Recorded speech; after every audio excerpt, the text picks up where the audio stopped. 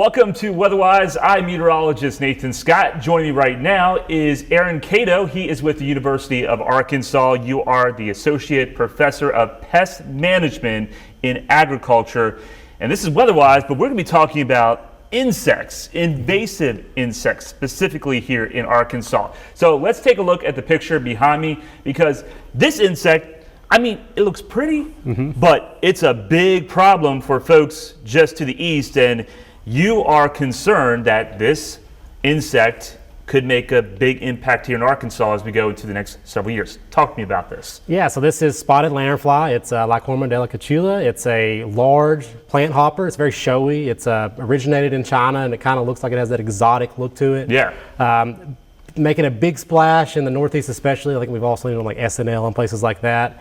It is a pest of over 100 different species of plants, so it feeds on a lot of different things, which is normal for an invasive insect. There's a lot of concern on its impact on grape production, which we have here in Arkansas, especially around Ozark, Clarksville, Fayetteville, and North Arkansas. And the concern is that we think that this pest is going to do a good job living in our state, especially in those areas. So we think that it will like the mountains of Arkansas, and so we expect that it will move this direction and be a problem for our grape growers, potentially a problem for home gardeners. We think maybe less impact on the actual forest and areas like that, which is a kind of a godsend, and which was the big risk with this, but not so much a problem, we think. It almost looks like a butterfly. Right, yeah, there's especially a moth, like a tiger moth. Yeah. Anything spots with the red on the underground, that looks like a lot of moths that are common to Arkansas, but it's a leaf hopper.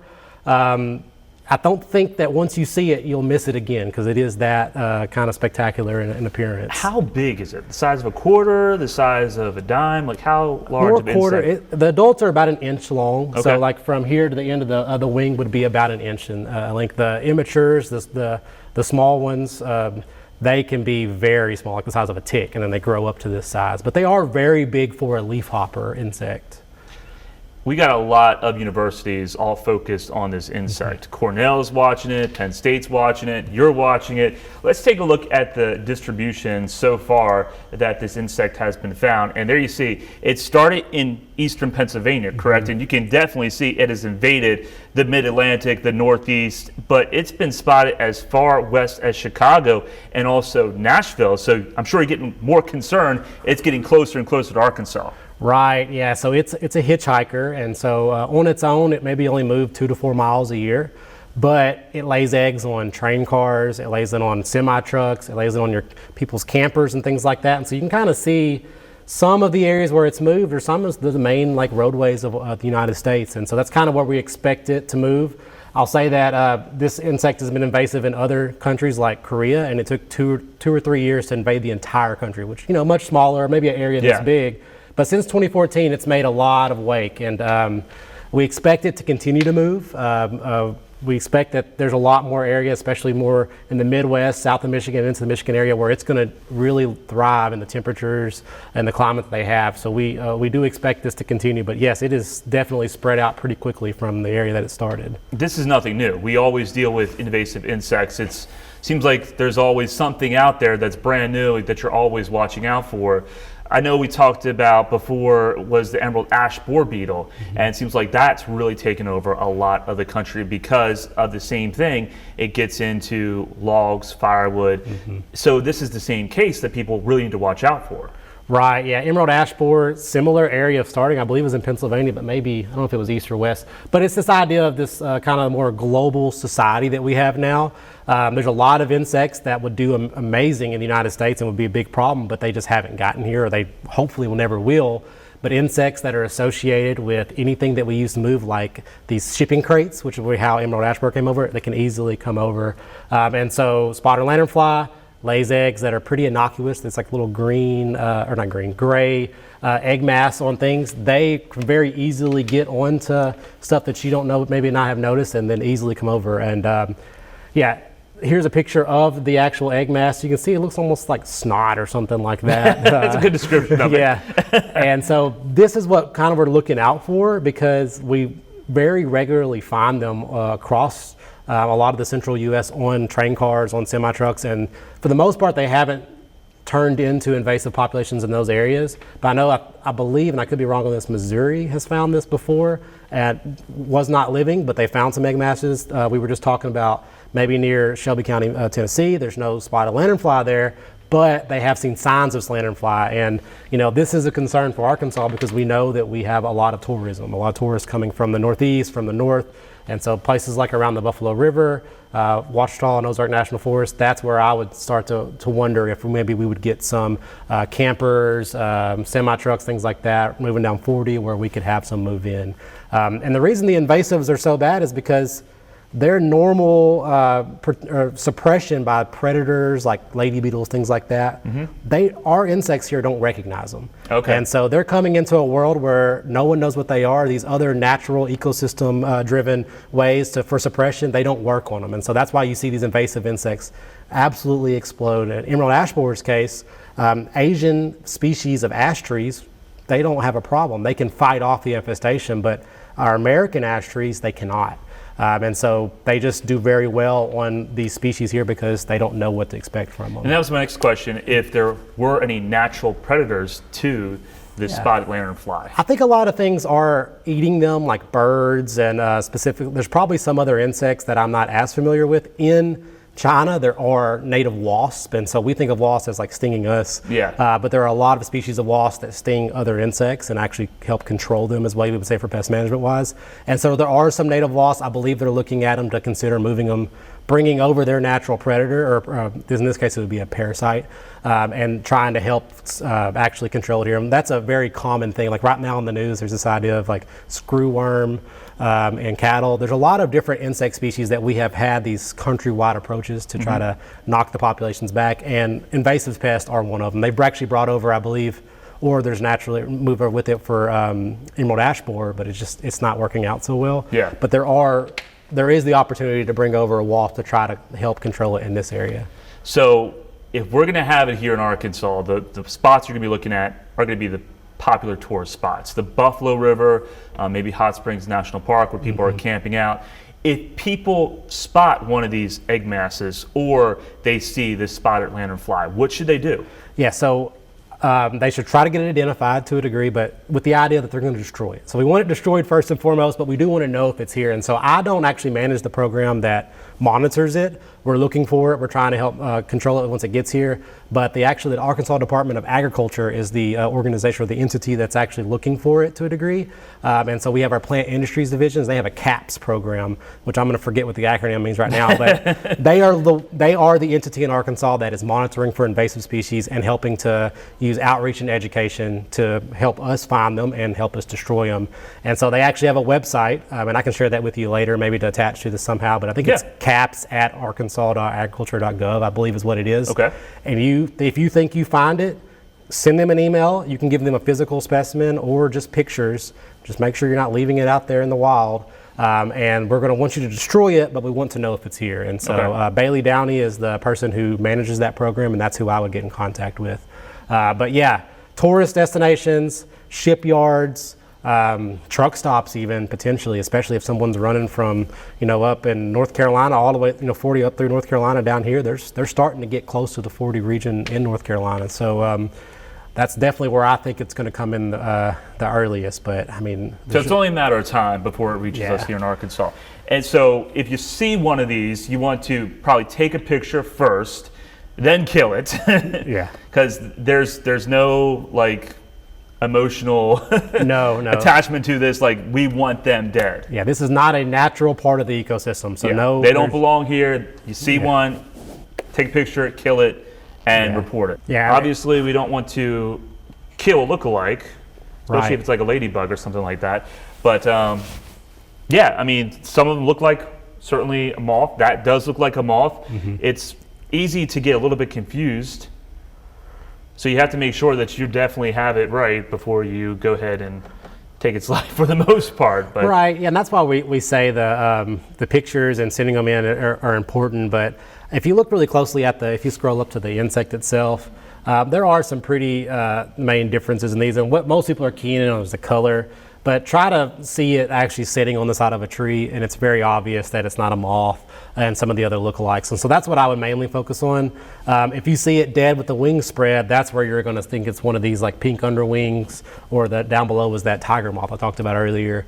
But I think that as long as you are paying attention to the pictures, there's not much that looks too close. Yeah. But don't just see red, white, and black and think, oh my God, that's spotted lanternfly. Make sure you're really actually paying attention to that gray coloration where it's standing, and give it an opportunity to look at it when it's And on also with AI, you take a picture and it probably can identify it for you pretty easily and say this is a spotted lanternfly, or no, this is a pink underwing moth. I think a lot of the AI apps like Seek is one that I've used before. It will probably give you spotted lanternfly. The issue is when I point it at my cat, sometimes it tells me it's a jungle cat. So it's very possible it'll give you something that's not right either. Yeah. Okay, well that is covering the spotted lanternfly. Next we're going to talk about something that really stinks. That's all coming up next on Weatherwise. Stay tuned.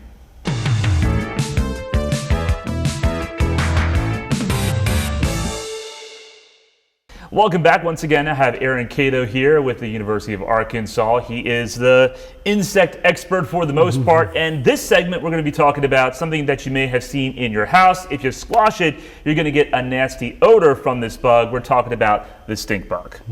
Yeah, so brown marmorated stink bug specifically, it's another invasive insect that came over in a very similar way, I think, probably in the shipping world or whatever, and it's from China, and it feeds on fruit. Seems like all these insects are coming from Asia. Well, it's a very diverse region that we, historically didn't have as much trade with. So, Yeah. Maybe Europe we had earlier access from some of the insects moving over, but yeah, Asia is a bit later to the game, and so that's why we're getting a lot of their pests, and also the very large diversity in ecosystems and climates, which a lot overlap with ours. And so brown marmorated stink bug, I think most people will know it as that insect that they find in their house outside of the other invasive, which is a lady beetle that shows up in the house. But huge issue across northeast United States, out in California, not so much in Arkansas. And a lot of it, I think, is just to do with the heat that we have. And in regions that you're at more elevation, a little bit cooler, it's a big problem. But in Arkansas, I've worked in my position with food crops and horticulture food crops for 6 years, and never have I once found a problem with it. Okay. I've seen it at garden centers. I've seen it in my house. I've seen it in my house, or since in Arkansas, maybe since about 2015. Yeah. But they like to get in the house. they love it. Yeah. And there's not a great way to prevent them. I think what we find out with this and lady beetles is that although our house looks really secure and looks really buttoned up, these insects don't need much to get through. No, they find some way to get inside the house. And me being from Maryland, the Mid-Atlantic, those things are a pain in the butt. Yeah. And it's not just one, it's several of them, and they're just everywhere. And it's just like, oh man, can't these leave us alone? Because they are annoying. Right. Japanese beetles, those were really bad. I don't know if they're as bad here in Arkansas, but it seems like the heat here in Arkansas, as much as we complain about it, is kind of like a little bit of saving grace in terms of some insects that can't thrive, don't like it. Yeah, it goes both directions though. And so we have other invasives that when we have mild winters, they actually move up from the south. So tropical pests as well. And so in the case of horticulture crops, it seems like the heat's going to help us some, but then you get into more row crop pests and it seems like it's the opposite. But yeah, Japanese beetle is one that's been in the Arkansas for a while, but last year was the first year that we actually saw it attacking our delta like row crops. Okay. So yeah, I'm from northeast Arkansas, and soybeans, they were actually having issues with Japanese beetles out there. It's not something I specifically work with, but I am familiar that is still getting worse, even though it's been in the United States for I think over 100 years. It's been a long time. Well, I remember growing up in Maryland, my grandparents would have the beetle bag out. Oh yeah. And that attracts all of them, and they all collect, and it's just like, how many beetles do you have? But those attractors are attracting from other areas, so Yeah. You don't want to put something like that right next to your food source for them. You want to put it away. Right. Yeah. It's actually a aggregation pheromone. It's what they release to get their buddies to come over. And so Makes sense. when you put that out, you actually bring in more than would have naturally come. So the trap is kind of a negative in that way. Yeah. But yeah, if anyone who's been in Fayetteville in the summers, every couple of years, Japanese beetle is just eating everything in the landscape. Not so bad as you kind of get down a lower elevation. Yeah, So. because I know roses were a big part of their appetite. Oh, so yeah. if you had roses, they were done if you had Japanese beetles. Right, and grapes, hops, kind of similar to spotted lanternfly. Most of our growers have to manage for Japanese beetles because they're mostly in western and northern Arkansas. So What other insects would you say are a concern for farmers here? I know there's plenty, but would you say maybe the top 5 are? Depending on the crop, I would say for those folks with gardens, the one we hear a lot about is, like you mentioned earlier in your own garden, with squash bugs, squash vine borers. Some of these insects that can kind of really build up in small areas. So those are some of the biggest issues I get from people with gardens and things like that. And we actually do have resources online that we've developed for helping to manage them, but it's very difficult. Okay. And so anybody who says, man, I can never get a control of those, it's mostly because they're just that difficult to control. Actually, on a large scale, these aren't really big pests for our big growers, because they kind of congregate in small areas more. But squash vine borer, squash bugs, it's all about being able to identify the eggs. Okay. So once you find them, you can spray some things potentially, or use some types of cultural control, or like how you change up how you grow to help control them.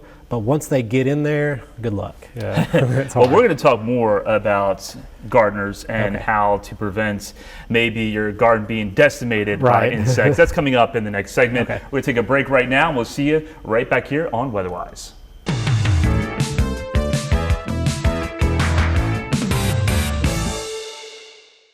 Well, maybe you've already started your garden out in your yard. You got some squash, you got some peppers, tomatoes. If you're lucky, you won't have any insects, but let's be honest, everybody's going to have to deal with insects if you have a garden, because that's a food source for several types of insects. Getting back to the squash bugs, I personally experienced that last year.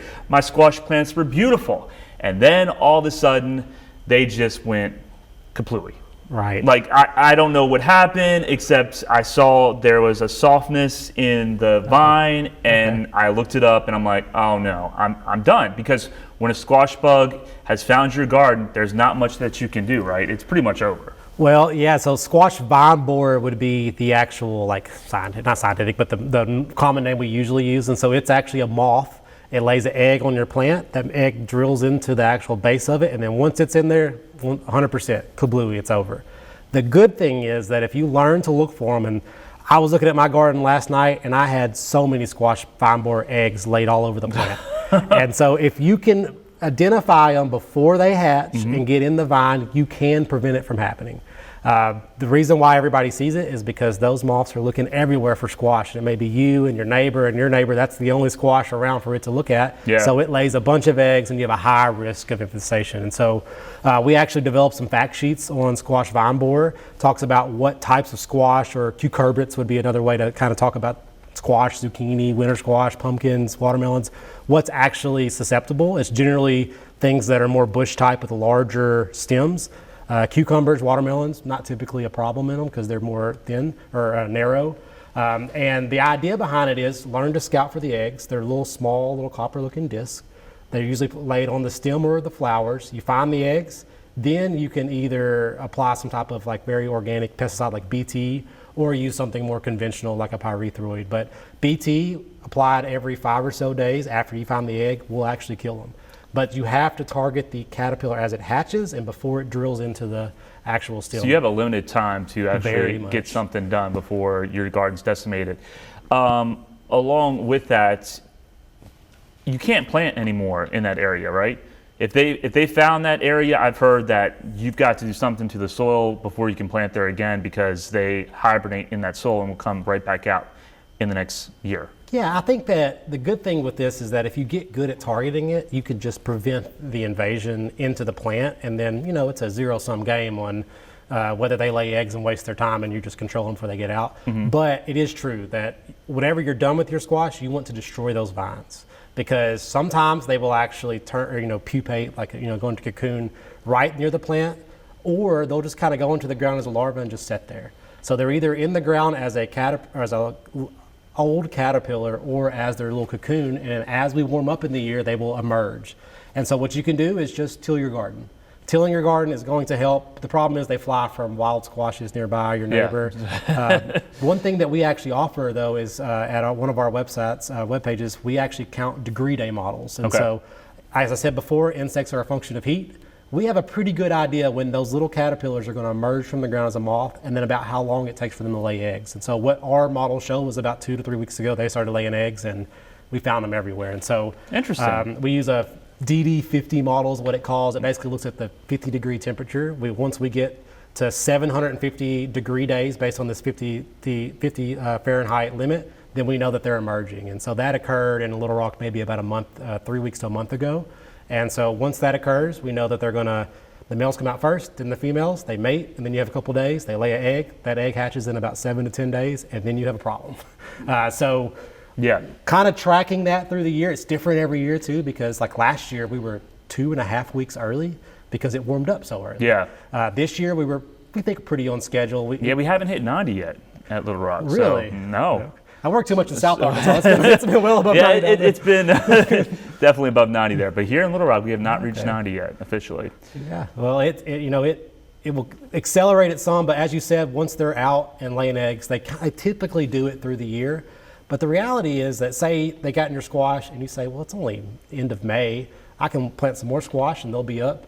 And I can get some squash later in there. You can do that. You just need to make sure that you're scouting, looking for these little eggs. We have some pictures on our webpage at uada.uaex.edu. I always forget which way it goes, but you can look on there, just search. Just Google it, yeah. Yeah, Arkansas squash vine borer, it'll pop up. And figure out how to find the eggs and then just protect your plants is what I would say.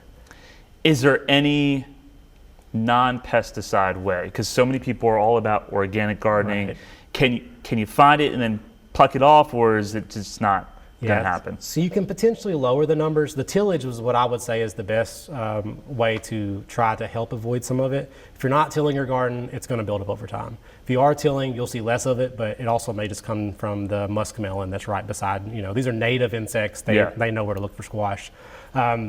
We had a lot of questions about picking. I can find the egg. Why can't I just destroy it? Well, they will also lay eggs right on the dirt beside the plants, and so you won't find them all. You can generally find them if they're there, but you won't find them all.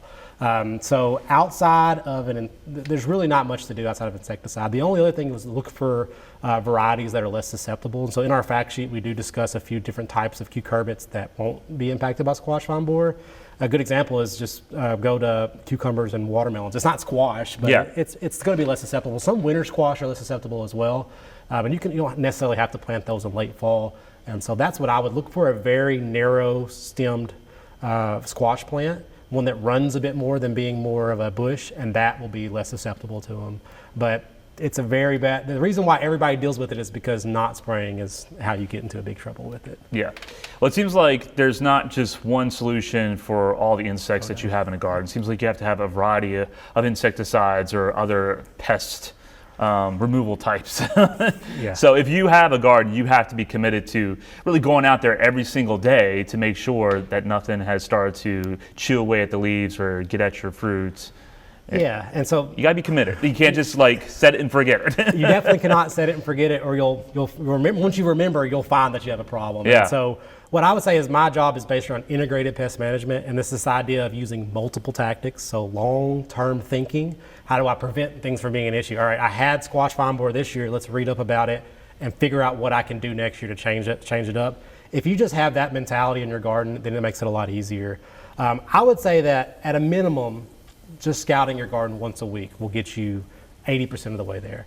Twice a week, I think you're going to be able to avoid almost any issues. So you may say, I can't be in my garden 7 days a week. I understand. I get home late. I don't want to look at it. But just looking, think about the issues you have.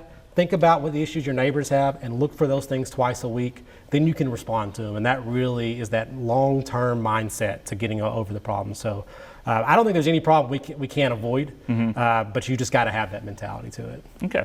And folks can go to just the website that you guys have for a lot of helpful tips, suggestions on what type of insecticide to get for whatever pest and other great information. Yeah, we have a really good pest scouting or monitoring website that will give you also some links on managing them.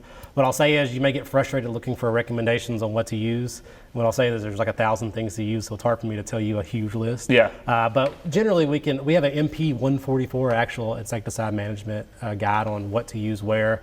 A lot of what we do is focus on commercial production because my main responsibility is working with tomatoes and watermelon and pumpkin growers and in the state, but we do also have some stuff that it'll kind of translate over to gardens and things like that. All right, perfect. Aaron, thank you so much for being here. Appreciate all your knowledge on all the topics of the pests that we're watching out for and the pests that could be coming up in the future.